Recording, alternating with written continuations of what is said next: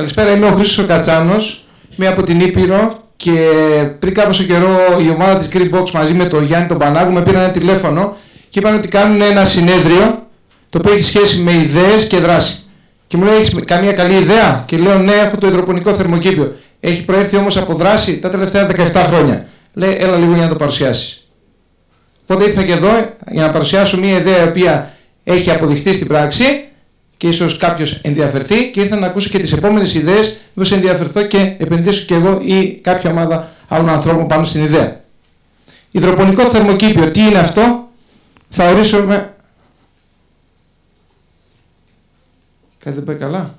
Τεχνολογία σήμερα? Δεν νομίζω. Κάτι δεν πάει καλά, μου φαίνεται. Ωραία. Θα ήθελα να ορίσουμε τη λέξη θερμοκήπιο. Θερμοκήπιο, στον καθένα μπορεί να έρχεται στο μυαλό κάτι. Πιο μακριά το μικρόφωνο, ωραία. Τι ήθελα να πω, θερμοκήπιο, αν το προσεγγίσουμε από τη γεωπονική πλευρά, είναι ο χώρος στον οποίο έχουμε μία και μόνο εποχή. Ποια είναι αυτή? Η άνοιξη. Για ποιο λόγο? Για να μπορούμε να καλλιεργούμε όλο τον χρόνο. Εάν το θερμοκήπιο... Με έχετε χαλάσει.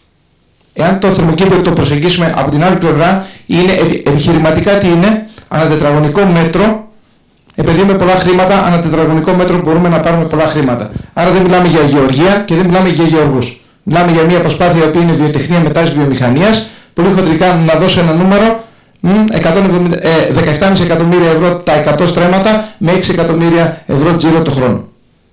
Για να βοηθήσω λίγο τη σκέψη ότι δεν μιλάω για τουνελάκια τα οποία βάζουν μέσα και ταλαιπωρείται κάπως ο κόσμος για να βγάλει ένα μωροκάματο.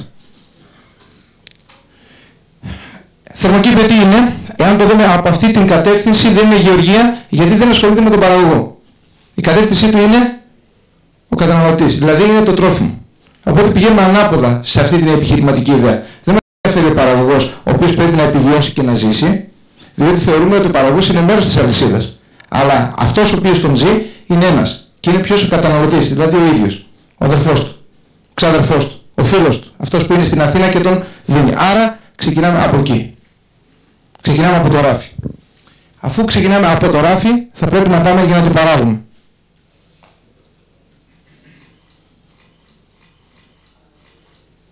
Παίρνουμε προϊόντα. Δεν μιλάμε για bulk προϊόντα. Άκουσα πριν για θέματα τα οποία...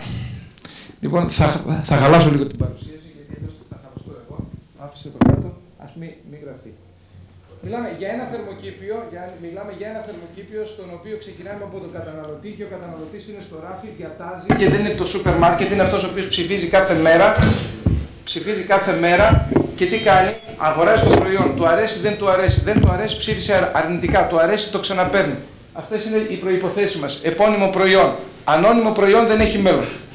Δεύτερο, ελκυστική συσκευασία. Χωρίς συσκευασία δεν υπάρχει αυτό το προϊόν. Σταθερή ποιότητα και πιστοποίηση. Αυτά τα παίρνουμε ως ορισμό. Αυτό που ψάχνουμε να βρούμε στην προσπάθεια αυτή είναι η γεύση. Αυτά είναι προαπαιτούμενα, άρα μιλάμε για μια επιχειρηματική ιδέα η οποία θα παράξει αυτό το προϊόν. Δεν μιλάμε για προϊόντα τα οποία είναι σε κλούβες. Είναι τελειωμένα, μιλάμε για μια τυποποίηση. Η τυποποίηση είτε είναι αυτής της μορφής, λυπάμαι που δεν έχουμε καλύτερη οπτική εικόνα, είτε μιλάμε για μικροσυσκευασίες, είτε μιλάμε για μεγαλοσυσκευασίες οι οποίες φτάνουν τα 6 κιλά. Αυτή είναι η μάξιμη συσκευασία που θέλουμε, είτε πουλιέται τσαμπί. Δεν μιλάμε ντομάτα, δεν υπάρχει ντομάτα, υπάρχει η συγκεκριμένη ντομάτα που έχει το συγκεκριμένο όνομα, που είναι σε συγκεκριμένο κουτί, που είναι σε συγκεκριμένα σημεία πώλησης και τα συγκεκριμένα σημεία πώλησης τα ξέρω και μπορώ να ξαναπάω. Άρα αυτή είναι η επιχειρηματική ιδέα, οπότε για να την παράξω προχωράω προς τα πίσω. Θέλω τυποποίηση, θέλω συσκευαστήριο. Δεν μιλάω για τολάκια, μιλάω για μια μεγάλη μονάδα η οποία έχει μέσα το συσκευαστήριο για να μπορεί να συσκευάσει. Άρα δεν μιλάω για την αψίδα, δεν μιλάω για το πλαστικό, δεν μιλάω για το σίδερο.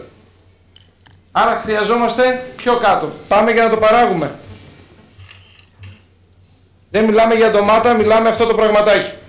Ομοιομορφία. Δεν μπορεί να παραχθεί ένα προϊόν το οποίο να είναι πάρα πολύ μεγάλο, να μην έχει σχέση με τον καταναλωτή. Άρα πηγαίνω προς πίσω προς τη βιοτεχνία μου. Η βιοτεχνία μου είναι τα φυτά. Τα φυτά δεν μπορούν να σηκώσουν πάρα πολύ μεγάλες. Μιλάμε για ντομάτες οι οποίες είναι σε ένα χαρακτηριστικό μέγεθος, είναι ντομάτες οι οποίες έχουν ένα χαρακτηριστικό χρώμα και παράγονται όλο το χρόνο. Πώς θα γίνουν αυτά? Μπορεί να γίνουν όμως και κυπευτικά. Δηλαδή τι να είναι και το μαρούλι. Αυτό το μαρούλι όμως. Όχι το μαρούλι που ξέρουμε έξω και με την ταλαιπωρία του καημένου αγρότη. Δεν μιλάμε για αγρότες, μιλάμε για επιχειρήσεις. Είναι το μαρούλι, είναι ακριβό μαρούλι. Ο σπόρος του είναι πολύ ακριβώς. Παράγεται, συσκευάζεται, κόβεται μέσα από το θερμοκήπιο. Όπως ομοίως είναι και αυτή η φράουλα. Μιλάμε για τη φράουλα της ταλαιπωρίας. Τη φράουλα που κόβεται η μέση, που είναι τα νερά γύρω-γύρω και ταλαιπωρούμε για να κάνουμε την εξαγωγή και την ποιότητα. Μιλάμε ότι η ποιότητα έχει ήδη φτιαχτεί μέσα σε ένα τέτοιο περιβάλλον από λίγους ανθρώπους και με καλή τεχνολογία.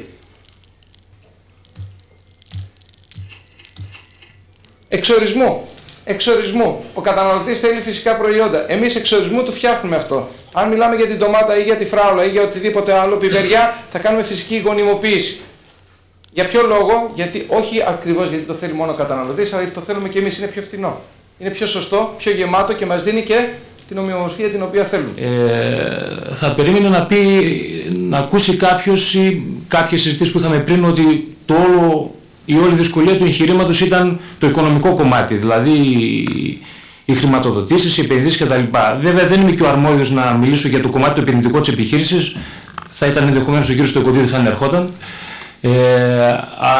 Το μόνο γρήγορα που έχω να πω είναι ότι η συγκεκριμένη επιχείρηση εντάχθηκε στον αναπτυξιακό νόμο, χρηματοδοτήθηκε από αυτήν, πέρασε τις γνωστές δυσκολίες των καθυστερήσεων και της γραφειοκρατίας, αλλά το μεγάλο πρόβλημα ουσιαστικά δεν ήταν αυτό, όχι ότι δεν ήταν ένα δύσκολο κομμάτι, δύσκολο ουσιαστικά είναι το υπόλοιπο κομμάτι, το οποίο ζω και εγώ, γιατί και ως γεωπόνος και επειδή δραστηριοποιούμε κυρίως στο χωράφι, έρχομαι σε επαφή με τους παραγωγούς.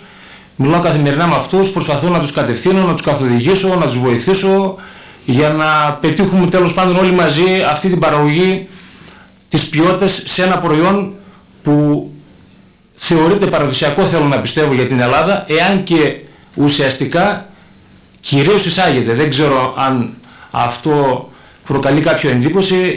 Για μας πραγματικά ήταν μια έκπληξη όταν μετά από τις έρευνες αγοράς και από τις πηγές τις οποίες χρησιμοποίησαμε, διαπιστώσαμε ότι τα όσπρια ή ενδεχομένως η ελληνική φασολάδα ουσιαστικά παρασκευάζεται από όσπρια εισαγόμενα και μάλιστα από πολύ μακρινές χώρες, από την άλλη πλευρά του Ατλαντικού, έτσι. Ουσιαστικά τα προβλήματα για τα οποία θα ήθελα να σας μιλήσω εγώ έχουν σχέση πρώτα απ' όλα με την έλλειψη τεχνογνωσίας. Όταν ξεκινάει κάποιος να κάνει κάτι καινούριο, όπως κάναμε και εμείς, αν και η καλλιέργεια θεωρείται συμβατική, αλλά